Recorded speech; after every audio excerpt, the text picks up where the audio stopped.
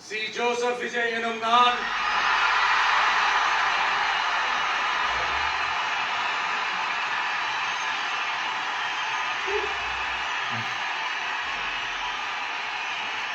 சட்டப்படி அமைக்கப்பெற்ற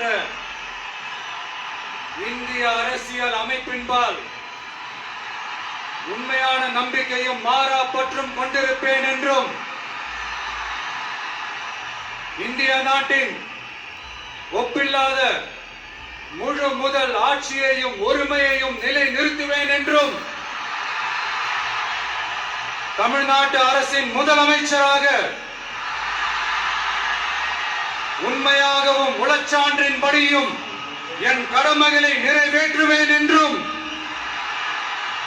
அரசியல் அமைப்பிற்கும் சட்டத்திற்கும் இணங்க அச்சமும் ஒருதலை சார்பும் இன்றி விருப்பு வெறுப்பை விலக்கி பலதரப்பட்ட மக்கள் அனைவருக்கும் நேர்மையானதை செய்வேன் என்றும் ஆண்டவன் மீது ஆணையிட்டு உறுதிமொழிகிறேன்.